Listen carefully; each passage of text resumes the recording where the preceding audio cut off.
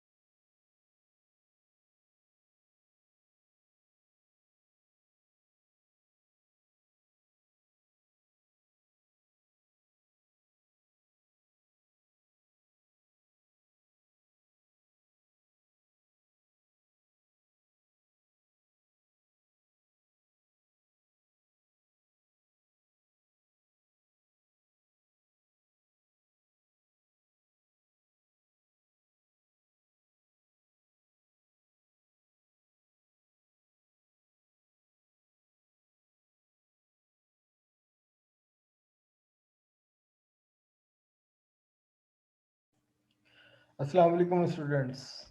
भाई मेरी वॉइस आ रही है भाई सबको? वालेकुम सलाम सर। जी सर आ रही है। वालेकुम सलाम सर। ठीक है जनाब।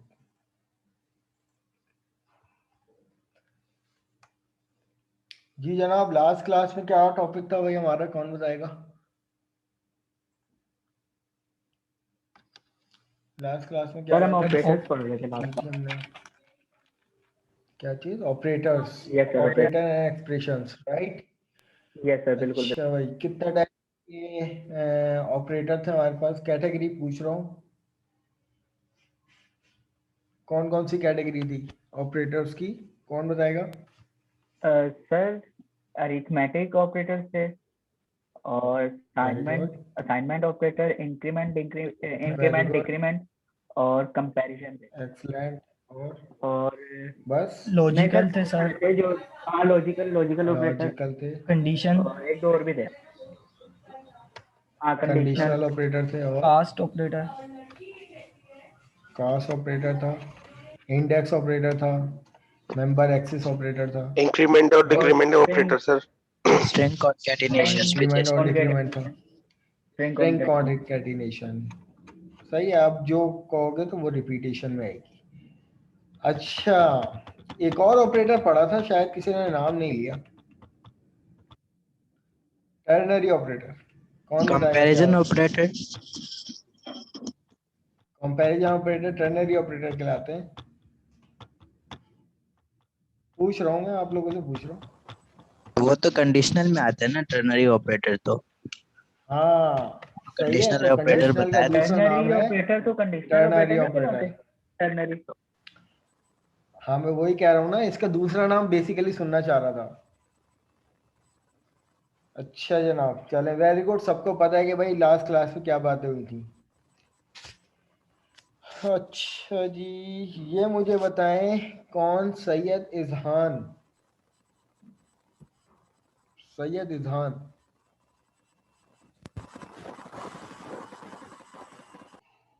Izhan, am I Audible?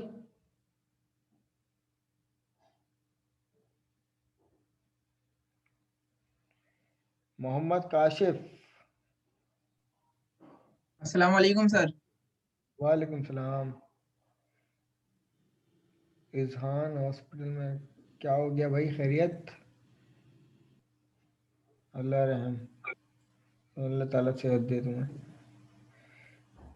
बड़ी बात है यार, हॉस्पिटल में रहते हुए तुम क्लास ले रहे हो।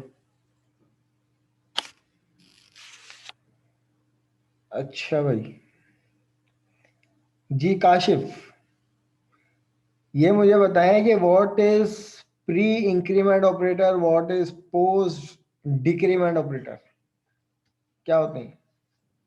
सर प्री इंक्रीमेंट ऑपरेटर्स होते हैं जो पहले ऑपरेशन परफॉर्म करें, फिर जैसे कि प्लस या माइनस, ये दो ही होते हैं, इंक्रीमेंट और डिक्रीमेंट। तो प्री इंक्रीमेंट में पहले हम डबल प्लस या माइनस लगाते हैं, जिसकी वजह से पहले प्लस या माइनस होता है, फिर उसके बाद ऑपरेशन परफॉर्म होता है। और पोस्ट पोस्ट जो इंक्रीमेंट और डिक्रीमेंट है, उसमें पहले बाद में हो जाता है। फिर पहले क्या होता है? पहले वैल्यू सेम रहती है, फिर हाँ, नेक्स्ट टाइम जब हम उसे रन करते हैं या प्रिंट करवाते हैं तो उसमें वन माइनस या प्लस हो जाता है। हाँ। लेकिन इसका प्रॉपर पता है किस तरीके से जवाब देना, कोई भी पूछे तो तुम लोगों से, कि पोस्ट का मतलब ये होता है कि वो पहले एक्चुअल वेरिएबल को लेता है और फिर उसके बाद जब वो इंक्रीमेंट ऑपरेटर उसको मिलता है ना, तो वो मेमोरी में वैल्यू को अपडेट कर देता है। फिर उसके बाद जब आप उसी वेरिएबल को दोबारा यूज करते हो तो वो अपडेटेड वैल्यू आती है। तो मेमोरी का वर्ड जरूर आप लोग यूज करा करो कि भाई वो मेमोरी में पोस्ट जो है वो पहले एक्चुअल वैल्यू दिखाता है, फिर उसके बाद वो मेमोरी में उस वेरिएबल की वैल्यू को अपडेट कर देता है। ठीक है, चले, वेरी गुड। जी सर, थैंक यू। अच्छा भाई, तो ये बातें थी भाई जो हमारी लास्ट क्लास में हुई थी, कि भाई हमने ऑपरेटर्स पढ़े थे। ऑपरेटर्स के बाद जो है गालिबन हम लोग उस पे आए थे कि डिफरेंट टाइप के ऑपरेटर्स पढ़े थे, असाइनमेंट से स्टार्ट किया था हमने, और फिर उसके बाद स्ट्रिंग कॉन्केटिनेशन ऑपरेटर था, फिर हमारे पास असाइनमेंट ऑपरेटर थे, फिर अर्थमेटिक ऑपरेटर थे। अर्थमेटिक ऑपरेटर में एक ऑपरेटर था परसेंटेज का, वो क्या काम करता है? हिना राणा? मॉड्यूलस का सर, वो बस एक मिनट एक मिनट एक minute, Hina, sorry sorry sorry am I audible? जी सर। जी हिना, परसेंटेज का ऑपरेटर क्या काम करता है? Percentage? Ji,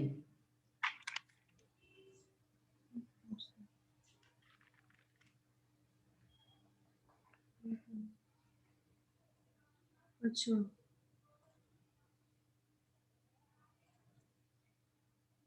and operator.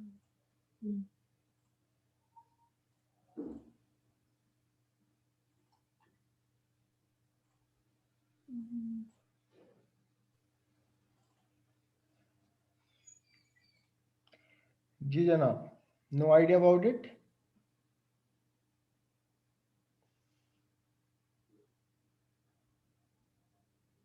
No idea?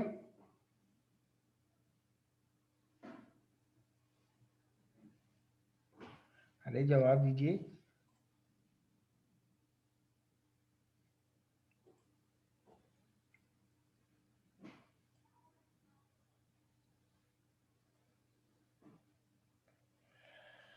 चले खैर, आई होप कि आता होगा आपको, नेट इश्यू होगा। अच्छा जनाब, अब हमारे पास जो आगे की कहानी आती है, वो हमारे पास जो कॉन्सेप्ट मिलता है वो मिलता है कंडीशनल स्टेटमेंट्स का। और यकीनन आप लोगों को आइडिया होगा कंडीशनल स्टेटमेंट्स के बारे में कि ये वर्ड क्या होगा। Any idea about it? Conditional operator use किए थे, Yes, sir. सही है, conditional Yes, sir. Operator use किए थे, क्वेश्चन मार्क और कॉलन का। क्वेश्चन मार्क Colon किसका का। काम करता है? बेसिकली इफ का काम करता है। If If का का। कंडीशन कि जो भी आपके लिमिटेड कंडीशन होती हैं उसको चेक करता है कि आइदर ट्रू और फॉल्स, राइट। और कॉलन किसका काम करता है? वो एल्स की यानी देन else. वाली कंडीशन होती है, एल्स वाली कंडीशन होती है कि भाई डिफॉल्ट कंडीशन। तो क्लास आप लोगों को ये बात पता होनी चाहिए कि कंडीशनल स्टेटमेंट सिर्फ 2 ब्लॉक्स पे काम करता है। कंडीशनल स्टेटमेंट सिर्फ 2 ब्लॉक्स पे काम करता है। वन ब्लॉक क्या होता है उसका? वन ब्लॉक जो होता है वो उसका इफ ब्लॉक होता है, सही है। और इफ में आती है हमारे पास ये उसकी ऑपरेटर्स आते हैं, मतलब ये ब्रैकेट आते हैं जिसमें हम कंडीशन देते हैं। देन उसके बाद ये माइक पता नहीं क्यों तुम लोग म्यूट नहीं करते हो अपना। अच्छा, देन उसके बाद इसकी बॉडी क्रिएट की जाती है। चलो अगर हम यहाँ पर इसकी बात कर लें इस तरीके से, तो भाई एफ जो है वहां पर 2 ब्लॉक पे काम किए करता है। एक ब्लॉक इसका ये हो गया। देन उसके बाद दूसरा ब्लॉक कौन सा होता है भाई? एल्स। एल्स में सिर्फ बॉडी क्रिएट होती है। पूरी कंडीशनल स्टेटमेंट ये 2 ब्लॉक पे खड़ी हुई है। अब जहन में अराइज हो रहा होगा कि सर हमारे पास मल्टीपल इफ भी तो यूज होते हैं। बिल्कुल होते हैं। हमारे पास एक टर्म आती है एल्स इफ की, तो फिर उसका क्या काम है? ये भी जहन में सवाल अराइज हो गया। लेकिन इस पॉइंट को मेरे समझिएगा, मैं यहाँ पे बार बार कह रहा हूँ कि जो पूरी कंडीशनल स्टेटमेंट है वो इन 2 ब्लॉक्स पे खड़ी होती है। या तो वो अपने डिजायर कंडीशन में से किसी कंडीशन को मैच करती है तो ये वाला ब्लॉक चलता है। अगर इनमें से जो भी हमने लिमिटेड कंडीशन दी हुई होती है कोई भी मैच नहीं करती तो वो कौन सा चलता है? डिफॉल्ट।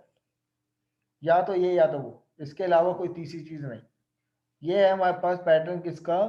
कंडीशनल स्टेटमेंट्स का, राइट।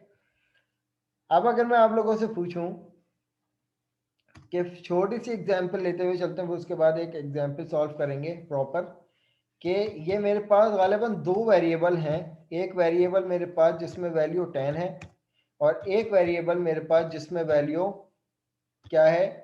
11 है।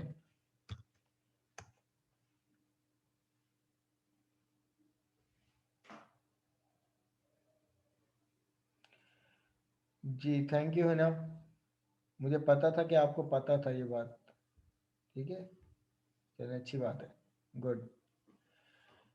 अच्छा जनाब, तो अब यहाँ पर अगर मैं एक इफ की कंडीशन देता हूँ और इफ लिखकर डबल टैप करता हूँ तो ये मुझे पूरा इफ का ब्लॉक बना के दे देगा। अब उसमें कुछ नहीं तो ये वाली कंडीशन तो सबको देनी आती है। ये बीच में कौन सा ऑपरेटर यूज किया है भाई मैंने? कौन सा ऑपरेटर कहलाता है ये? Greater than. कौन सा टाइप बताओ ना, टाइप क्या है, किस कैटेगरी में आता है ये? Sir comparison. कंपैरिजन। तो यानी इसका Comparison मतलब कि हम इन 2 वेरिएबल्स को कंपेयर कर रहे हैं यहाँ पे। और इफ क्या कर रहा है? इफ क्या करेगा? डिसीजन लेगा ट्रू और फॉल्स का। क्योंकि ना तो हमने यहाँ पे तो कोई बूलियन वेरिएबल लिया है जैसे कि हम करते हुए आ रहे थे, ना तो कोई तीसरा वेरिएबल है बूलियन टाइप का। लेकिन यहाँ पर क्या कर रहे हैं? इफ का ब्लॉक में इफ के अंदर ये एक कंडीशन दे रहे हैं कि भाई हम 2 वेरिएबल को आपस में कंपेयर करवा रहे हैं। अब ये इफ जो है वो डिसीजन लेगा आइदर ट्रू का। अगर ट्रू डिसीजन लेता है तो ये अपनी बॉडी का कोड रन कर देगा। मैं यहाँ पर कह देता हूँ कि भाई yes this is true. Then उसके बाद जो दूसरा ब्लॉक बनता है वो बनता है एल्स कंडीशन। अगर ये बात सही नहीं है तो फिर अदरवाइज मैं ये कह देता हूं नो, इट्स नॉट ट्रू, या बल्कि कह देते हैं इट्स फॉल्स। अब इस बात में से इस छोटे से कोड में किसको एतराज है तो भाई वो एक्नॉलेज करे। क्या ये वाला कोड सबको समझ में आता है? Yes sir. ठीक है, इसमें मेरा नहीं ख्याल कि कोई कंफ्यूजन होनी चाहिए। सिंपल दो वेरिएबल लिए, दोनों में अलग अलग वैल्यू स्टोर करवा दी, और इफ के ब्लॉक में हम कह रहे हैं कि भाई ए जो है वो ग्रेटर देन है बी से। अब हमें नहीं पता ये इफ डिसाइड करेगी कि आइदर दिस कंडीशन और ट्रू और नॉट, तो हमें देखकर ये पता चलता है कि भाई ये कंडीशन जो है ये फॉल्स है, और होनी भी चाहिए कि भाई ए के अंदर 10 वैल्यू है, बी के अंदर 11 वैल्यू है, हम कह रहे हैं कि 10 is greater than 11, no this is false. तो यहाँ पर रिटर्न क्या मिलेगा हमें? यहाँ पर जो हमें आउटपुट मिलेगा वो ये मिलेगा कि नो इट्स फॉल्स, राइट। अब यहाँ पर मैं एक और कंडीशन देता हूं, लेकिन अगर मुझे मल्टीपल कंडीशन को एक ही ब्लॉक में यूज करना होता है तो कौन से ऑपरेटर यूज होते हैं? टाइप बताना, टाइप बताना, टाइप। Logical operator. लॉजिकल, सही है। अब मैं यहाँ पर अगर पहला लॉजिकल ऑपरेटर देता हूं और यहाँ पर कंडीशन देता हूं, एक कंडीशन ट्रू, एक कंडीशन फॉल्स थी, एक कंडीशन मैंने ट्रू कर दी। अब मुझे बताओ डिसाइड करके कि which block will execute, either this statement और दिस स्टेटमेंट। सर ट्रू वाली स्टेटमेंट चलेगी। ट्रू वाली स्टेटमेंट चलेगी, बिल्कुल सही लास्ट है। वाली। तो यहाँ पर ट्रू वाली स्टेटमेंट चलेगी, यस दिस इज ट्रू। क्यों? एक कंडीशन तो फॉल्स थी, फिर क्यों चल गई? इसका सर ये आंसर कौन और का देगा? ऑपरेटर, और का ऑपरेटर यूज किया हुआ है। सर हाँ। और का ऑपरेटर यूज हुआ है ना। अब मुझे बताइए कि और के ऑपरेटर की फंक्शनलिटी क्या है? शाबाश, सबको पता है। सर अगर दोनों स्टेटमेंट में से कोई भी एक स्टेटमेंट ट्रू होगी तो वो ट्रू चला देगा।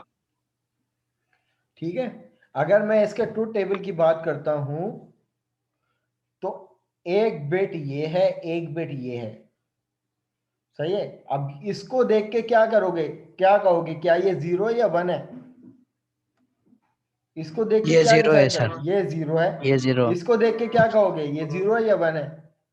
ये 1 है। अब 0 और 1 के दरमियान अगर और ऑपरेटर होता है तो और ऑपरेटर एक ऑप्शनल ऑप्शन प्रोवाइड करता है कि भाई अगर आपके पास मल्टीपल कंडीशन है और उनमें से कोई एक भी अगर ट्रू हो जाएगी तो ये पूरा ब्लॉक को क्या कर देगा? ट्रू कर देगा, सही है।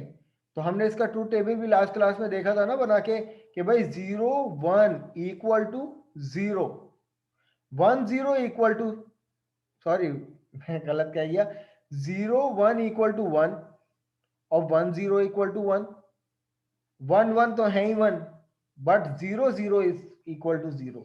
ये किसका ट्रूथ टेबल था? ये हमारे पास और का ट्रूथ टेबल था, राइट। और क्या? अब मैं यहां पर लगा देता हूं एंड। तो अब मुझे डिसाइड करके बताओ कि क्या प्रिंट होगा? सर फॉल्स हो जाएगा। क्यों? क्योंकि एंड ऑपरेटर दोनों कंडीशंस को मीट करेगा। उसके बाद हमारे पास जो है वो एंड के फीचर के बारे में आप लोग क्या जानते हो कि भाई एंड एक वो ऑपरेटर होता है जो माना के मल्टीपल कंडीशन को जोड़ने के लिए लिखा जाता है, लेकिन वो कहता है कि सारी कंडीशन अगर मैच करेंगी, मीट करेंगी, तो वो ब्लॉक को चलाएगा, अदरवाइज नहीं चलाएगा। तो एंड कंडीशन मोस्टली हम डिफरेंट वैल्यू से को यूज करते हुए इंप्लीमेंट करते हैं कि जैसे कि हमारे पास लॉगिन पैनल होता है एक, तो लॉगिन पैनल में हमारे पास क्या शर्त होती है कि भाई यूजर नेम और पासवर्ड दोनों ही सही होने चाहिए तभी वो चलाएगा, लॉगिन करेगा, वरना नहीं करेगा। तो वहां पे क्या कॉन्सेप्ट यूज हुआ होता है? वो एंड का ऑपरेटर यूज हुआ होता है, एंड की कंडीशन यूज हुई होती है। बट अगर मैं उसी पैनल पे अगर लगा दूं और, तो क्या आपके हिसाब से क्या वो वाला पैनल आपके हिसाब से सही वर्किंग करेगा या नहीं? नहीं सर, सही वर्किंग नहीं करेगा। नहीं वो करेगा किसी क्योंकि भी वहां एक पे इनपुट के ऊपर जो है वो लॉग इन हो डिसीजन जाएगा। ले लेगा, जबकि it not a make sense, ये पैटर्न ही नहीं है। क्लास 2 मिनट दीजिएगा प्लीज, 2 मिनट दीजिएगा। यस सर, अजान हो रही है।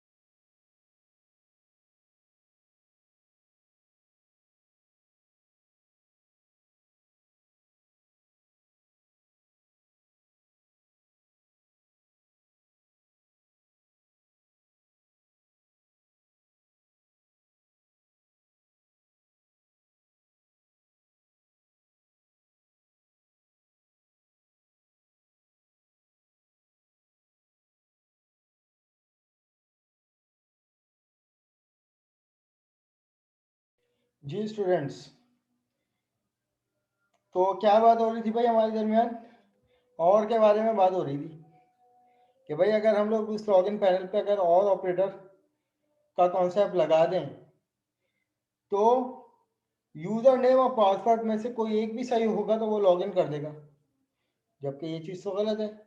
यूजर नेम तो सबको ही पता होता है, तो दुनिया आपके अकाउंट को एक्सेस कर लेगी। सही है। तो अब एंड और ऑपरेटर आप लोगों ने खुद डिसाइड करना है कि भाई कहाँ लगेगा। अब हम आते हैं प्रॉपर एक एग्जाम्पल पे। सही है। अब वो कौन सी एग्जाम्पल है, हम लोगों ने इस एक ग्राफ को डिस्कस करते हैं। इस ग्राफ के बारे में हम लोगों ने पढ़ा है कि भाई ग्राफ जो है वो 4 हिस्सों में डिवाइड होता है, जिसको हम लोग 4 क्वाड्रेंट्स कहते हैं। Right, first quadrant, second, third, fourth. अब अगर हम यहाँ पर इस ग्राफ की बात करें तो ये वाली जो लाइन होती है, जो हॉरिजॉन्टल लाइन है, वो हमारा एक्स एक्सिस होती है, और जो वर्टिकल लाइन है वो कौन सा एक्सिस होती है, वाई वाई एक्सिस होती एक्सेस। है। राइट। अब अगर मैं इस क्वाड्रेंट की बात करता हूं, तो एक्स एक्सिस पे रहते हुए अगर मैं 0 पॉइंट की बात करता हूं तो ये कहलाता है मेरा ओरिजिन। लेकिन 0 के बाद अगर मैं पॉजिटिव वैल्यू की बात करूं तो ये मेरे पास पॉजिटिव एक्स एक्सिस होता है, और 0 से पहले की बात करूं तो ये मेरे पास नेगेटिव एक्स एक्सिस होता है, राइट। फिर इसी तरीके से अगर Yes, sir. मैं इसकी बात करूं तो ऊपर की तरफ जो वर्टिसेस जा रहे होते हैं वो मेरे पास पॉजिटिव वाई एक्सिस होता है, और नीचे की तरफ नेगेटिव वाई एक्सिस होता है। तो कीप इन माइंड आपके पास दोनों टाइप की वैल्यू है, negative x axis, negative y axis, positive x axis और पॉजिटिव वाई एक्सिस। अब हमें क्या करना है, इस पे एक प्रोग्राम बनाना है कि यूजर से इनपुट लेने हैं सिर्फ एक्स और वाई के कोऑर्डिनेट्स। सही है, हमें यूजर से इनपुट क्या लेने हैं, एक्स और वाई के कोऑर्डिनेट्स। जो पहली वैल्यू होती है वो रिप्रेजेंट करती है एक्स को, और जो दूसरी वैल्यू होती है वो रिप्रेजेंट करती है 4 को। अब हमारे पास कोई पॉइंट यूजर ने इनपुट किया, दो इनपुट किए 3 और 4। अब हमारा प्रोग्राम इतना स्टेबल होना चाहिए कि भाई वो ये डिसाइड कर ले कंडीशंस के अकॉर्डिंग कि भाई आपका वर्टेक्स जो है वो कहाँ पे लाए करता है, आइदर फर्स्ट क्वाड्रेंट पे, सेकंड में, थर्ड में या फोर्थ में। अब यूजर ने इनपुट दिया 3 और 4, इट्स मीन के 3 की वैल्यू क्या है, x की वैल्यू। तो x की वैल्यू हम यहाँ पे देखते हैं पॉजिटिव 3 वैल्यू है ना, तो पॉजिटिव x कहाँ पे है, यहाँ पर। और इसी तरीके से पॉजिटिव y वैल्यू दी है उसने, कौन सी दी है, 4। तो 3 और 4 के दरमियान यहाँ पे कहीं हमारे पास ये वाला कोऑर्डिनेट बनेगा, वर्टेक्स बनेगा, ठीक है। अब हम ये कह सकते हैं कि यार ये वाला जो पॉइंट हमारे पास बन रहा है ये लाई कर रहा है कहाँ पे, फर्स्ट क्वाड्रेंट में, क्योंकि दोनों वैल्यू क्या है, पॉजिटिव वैल्यू। अब इन केस अगर कोई यूजर इनपुट करता कोई भी वैल्यू के फॉर सपोज -3, सही है, मैं यहाँ पर इस तरीके से लिख दूं कि भाई -3 और 4, 4। अब मुझे बताओ कि हमारे पास अब जो पॉइंट बनता वो क्या फर्स्ट क्वाड्रेंट में बनता, थर्ड क्वाड्रेंट पे, या फोर्थ क्वाड्रेंट पे, या सेकंड क्वाड्रेंट पे। Second quadrant. अब यहाँ पर सेकंड क्वाड्रेंट में इसलिए बनता है क्योंकि हमने देखा कि भाई x की वैल्यू क्या है, -3। Minus. इट्स मीन -3 का मतलब ये है कि 0 से लेस -3, और पॉजिटिव क्या वैल्यू है, 4। तो हमारे पास जो वर्टेक्स बनेगा, जो पॉइंट बनेगा वो यहाँ पे कहीं बनेगा। तो इसका मतलब ये कौन सा सेक्शन है, ये सेकंड क्वाड्रेंट है। तो हमें पता चल जाए भाई हमारा पॉइंट जो है वो सेकंड क्वाड्रेंट पे लाई करता है, राइट। इसी तरीके से थर्ड एंड फोर्थ के लिए काम करेंगे। अगर मैं यहाँ पे कोई भी कोऑर्डिनेट देता हूँ, जैसे कि मैंने यहाँ पे वैल्यू दे दी यहाँ पर क्या वैल्यू दे दी, -3 और -4, सही है, ये वैल्यू दे दी। अब रैंडमली यूजर ने जो भी इनपुट किया, तो अब इसका मतलब ये है कि भाई x की वैल्यू क्या है, -3 अभी भी स्टिल यहाँ पर, और y की वैल्यू अब -4 है। तो ऊपर के बजाय अब नीचे की तरफ आएगा, तो पॉइंट हमारे पास कुछ यहाँ पे बनेगा, यहाँ पर ये वाला पॉइंट बन जाएगा। मैं यहाँ पर इसको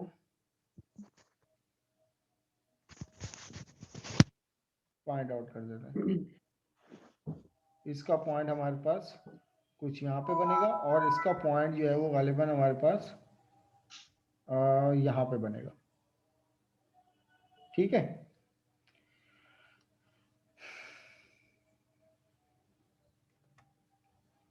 तो अब इसका मतलब ये हुआ कि ये जो पॉइंट है ये कहाँ पे लाई कर रहा है, ये इन वैल्यू के अकॉर्डिंग थर्ड क्वाड्रेंट पे लाई कर रहा है, क्योंकि इसमें x भी नेगेटिव है, y भी नेगेटिव है। बट अगर हम यहाँ पर अपने इसकी बात करें तो यहाँ पर अगर हमारे पास वैल्यू है फॉर सपोज ये, और यहाँ पे ये वैल्यू है -4, तो अब इस यूजर इनपुट पे हमारे पास जो पॉइंट बनेगा, +3 वैल्यू यहाँ पर और -4 वैल्यू कुछ यहाँ पॉइंट बनेगा। तो इसका मतलब ये है कि भाई ये लाइक जो करेगा पॉइंट इन कोऑर्डिनेट्स के अकॉर्डिंग, वो फोर्थ क्वाड्रेंट पे लाई करेगा। ये कॉन्सेप्ट समझ में आया सबको? Yes, sir. अब हमें इसका प्रोग्राम लिखना है। तो कोई भी प्रोग्राम लिखने से पहले उस प्रोग्राम की थ्योरेटिकल इम्प्लीमेंटेशन देख लो कि भाई इम्प्लीमेंटेशन है क्या, उसके बाद फिर हमारा प्रोग्राम लिखना बहुत आसान हो जाता है। अब हमें ये वाला प्रोग्राम लिखना है, तो सबसे पहले हमें चाहिए 2 यूजर से इनपुट। हमने कहा कि भाई उसी लाइन पे यूजर से इनपुट चाहिए। हमने कहा कि भाई इंटर करो, inter the value of x coordinate. चलो भाई ये x की वैल्यू आ गई। अब x की वैल्यू यूजर से इनपुट लेने के लिए हम यहाँ पर डबल टाइप एक वेरिएबल लेते हैं x के नाम से, इसमें डबल डॉट पार्ट्स और यहाँ पे आ जाएगा कंसोल डॉट रीड लाइन। तो ये गालिबन पहले यूजर से इनपुट आ गया।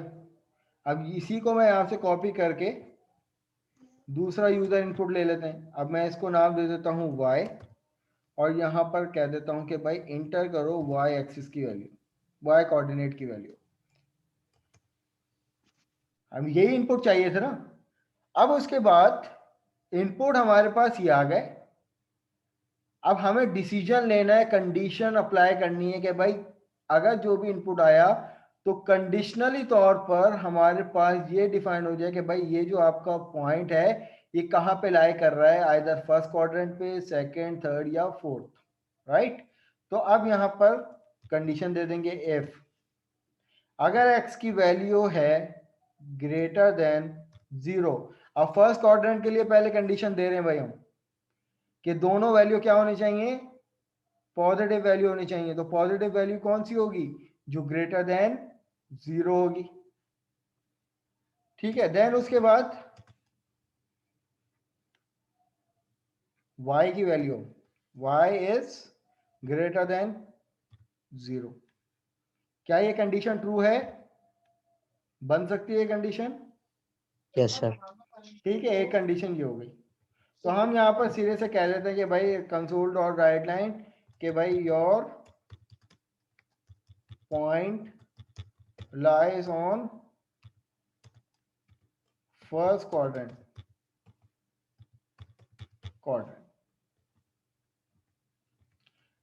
अब क्लास मुझे एक बात बताइए कि क्या मुझे मल्टीपल इफ यूज करने चाहिए? नो सर, क्यों? एल्स इफ यूज करना चाहिए ना। एज इफ का क्या कॉन्सेप्ट है? Very good. क्यों यूज करना सर हम चाहिए as if? मल्टीपल भी तो कर सकते हैं। अगर ये कर ना सकते हो हैं तो वो बिल्कुल। हो। तो इसका भी तो ये मतलब नहीं है कि अगर ये नहीं है तो फिर ये। मैं पूछ रहा हूं आपसे, मुझे नहीं पता।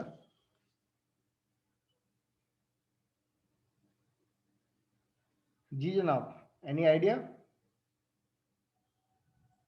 चलो मैं इसको यहां से कट कर रहा हूं और इन दो यूजर से इनपुट लेते हुए मैं आपको मल्टीपल इफ की कहानी समझाता हूं कि अगर x की वैल्यू ग्रेटर देन है y की वैल्यू से तो मेरे पास ये वाला ब्लॉक चल जाए कि भाई x is greater then y, right.